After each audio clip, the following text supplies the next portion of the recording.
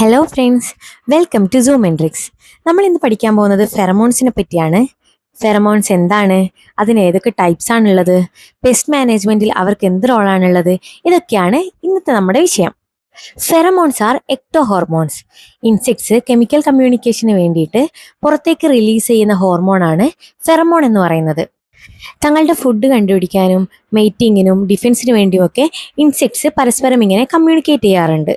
ഈ pheromones എൻവയോൺമെന്റൽ friendly ആയതുകൊണ്ട് തന്നെ പെസ്റ്റ് കൺട്രോൾ മേഖലയിൽ ഇൻസെക്ടിസൈഡ്സിന് പകരമായിട്ട് ഇപ്പോൾ ഫെറമോൺസ് യൂസ് ചെയ്യുന്നുണ്ട്. ഫെറമോൺസിന്റെ ഏറ്റവും വലിയ അഡ്വാൻറ്റേജ് എന്ന് പറയുന്നത് ഇത് സ്പീഷീസ് സ്പെസിഫിക് ആണ്. ഓരോ സ്പീഷീസും വ്യത്യസ്ത തരം ഫെറമോൺസ് ആണ് അവരുടെ ഇടയിൽ കമ്മ്യൂണിക്കേറ്റ് ചെയ്യാൻ വേണ്ടിയിട്ട് യൂസ് ചെയ്യുന്നത്. ഫെറമോൺസിന്റെ ഈ ഒരു പ്രോപ്പർട്ടി പെസ്റ്റ് കൺട്രോൾ മേഖലയിൽ കറക്റ്റായിട്ട് ഒരു സ്പീഷീസിനെ തന്നെ ടാർഗറ്റ് ചെയ്ത് കൊല്ലാൻ വേണ്ടിയിട്ട് ഭയങ്കര ഇഫക്റ്റീവാണ്. എന്നാൽ ഓരോ പെസ്റ്റിനും ഓരോ ഫെറമോൺ വേണമെന്നുള്ളത് അതിൻ്റെ ഒരു ഡ്രോബാക്കും കൂടെയാണ്. അപ്പോൾ ഫെറമോൺ എന്ന് പറയുന്നത് ഇൻസെക്ട്സ് എൻവയോൺമെന്റിലേക്ക് റിലീസ് ചെയ്യുന്ന ഒരു കോമ്പണൻ്റ് ആണ്.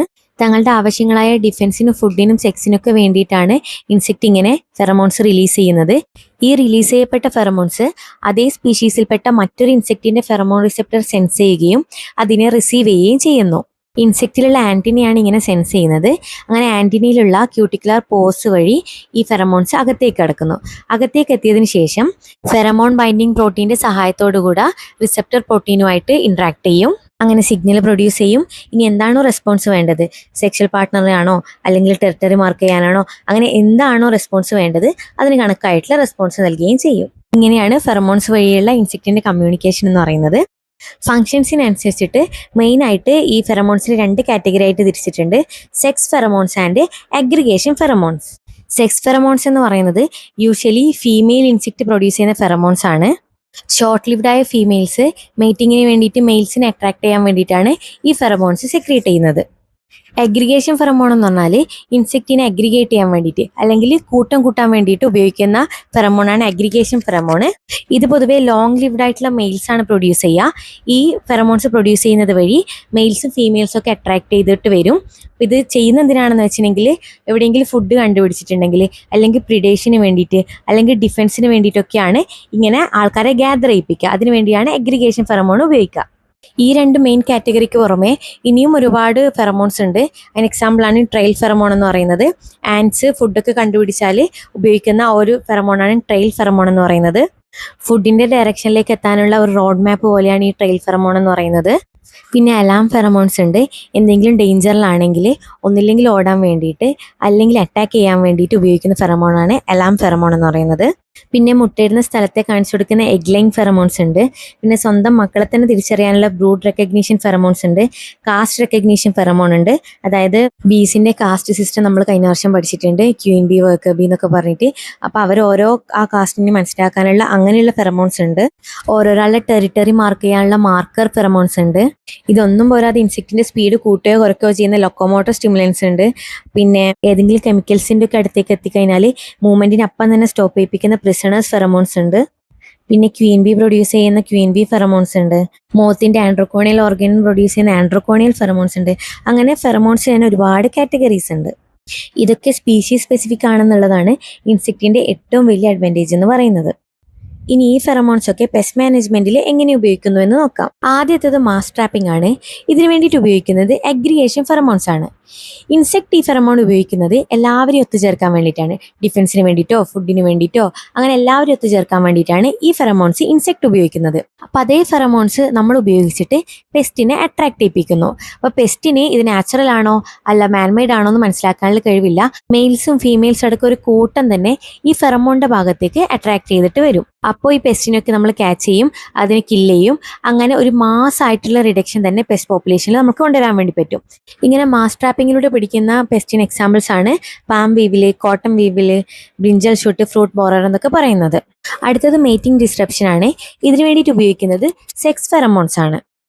ഇതെങ്ങനെയാണെന്ന് വെച്ചിട്ടുണ്ടെങ്കിൽ ഒരു ഫീൽഡിന്റെ പല ഭാഗങ്ങളിലായിട്ട് നല്ല ഹൈ കോൺസെൻട്രേഷനിൽ സെക്സ് ഫെറമോൺസ് വെക്കും. പൊതുവേ ഫീമെയിൽ ഇൻസെക്ട് ചെറിയ ക്വാണ്ടിറ്റിയിൽ മാത്രമേ സെക്സ് ഫെറമോൺസ് പ്രൊഡ്യൂസ് ചെയ്യാറുള്ളൂ. അപ്പോൾ ഇങ്ങനെ ഒരുപാട് ഹൈ കോൺസെൻട്രേഷനിൽ അവിടെ ഇവിടെയും സെക്സ് ഫെറമോൺസ് വെക്കുന്ന സമയത്ത് മെയിൽസിന് ഈ ചെറിയ ഫെറമോൺസിനെ ഐഡന്റിഫൈ ചെയ്യാൻ വേണ്ടിയിട്ട് പറ്റില്ല. അപ്പോൾ അവർക്ക് ഫീമെയിലിൻ്റെ അടുത്ത് എത്താൻ പറ്റില്ല, അവിടെ മീറ്റിംഗ് നടക്കില്ല. അങ്ങനെ പോപ്പുലേഷനെ കൺട്രോൾ ചെയ്യാൻ വേണ്ടിയിട്ട് പറ്റും. പിങ്ക് ബോൾവം എന്ന് പറഞ്ഞ ഇൻസെക്റ്റിനെ ഇല്ലാണ്ടാക്കാൻ വേണ്ടിയിട്ട് ഇഫക്റ്റീവായിട്ട് യൂസ് ചെയ്യുന്നത് ഈ മൈറ്റിംഗ് ഡിസ്ട്രപ്ഷൻ എന്ന് പറഞ്ഞ മെക്കാനിസമാണ്. അപ്പോൾ അതിന് വേണ്ടിയിട്ട് ഉപയോഗിക്കുന്ന ഫെറമോൺ ഗോസിപ്ലൂർ എന്ന് പറഞ്ഞിട്ടുള്ള ഒരു ഫെറമോണാണ്. കോട്ടൺ ക്രോപ്പിനെ അറ്റാക്ക് ചെയ്യുന്ന പെസ്റ്റാണ് ഈ പിങ്ക് ബോൾവം എന്ന് പറയുന്നത്. അപ്പോൾ ഇങ്ങനെ ഒരുപാട് ഗോസിപ്ലൂർ ഫീൽഡിൽ മൊത്തം തളിക്കുന്നത് വഴി മെയിൽസിന് ഫീമെയിൽസിനെ കണ്ടുപിടിക്കാൻ പറ്റുന്നില്ല.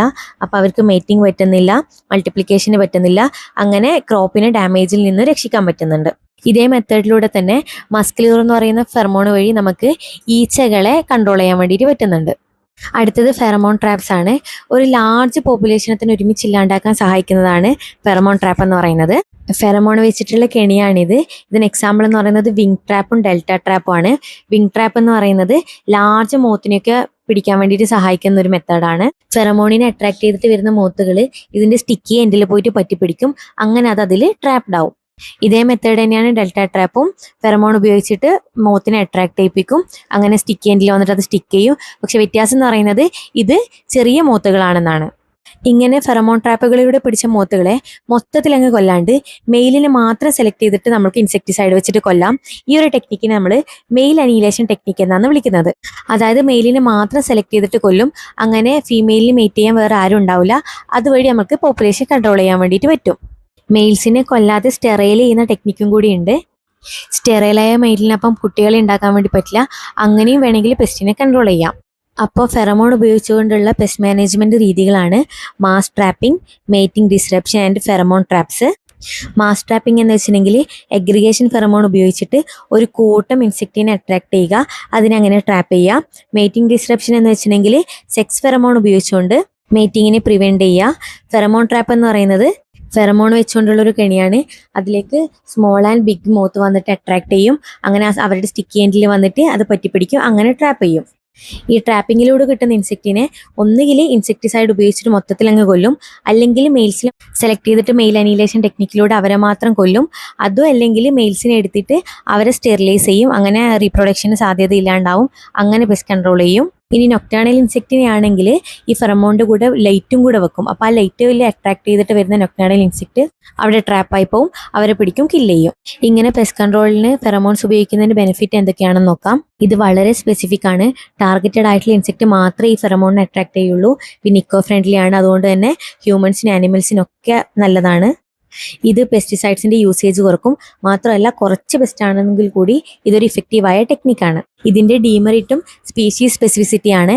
അതായത് ഓരോ ആൾക്ക് വേണ്ടിയിട്ടും ഓരോ തരത്തിലുള്ള ഫെറമോൺസ് നമുക്ക് വാങ്ങേണ്ടി വരും. മാത്രമല്ല ഇത് കുറച്ച് എക്സ്പെൻസീവ് ആണ്. പിന്നെ ഇൻസെക്റ്റിനെ ട്രാപ്പ് ചെയ്യണമെങ്കിൽ പ്രോപ്പർ ആയിട്ടുള്ള ഡിസൈൻ ആവശ്യമുണ്ട്.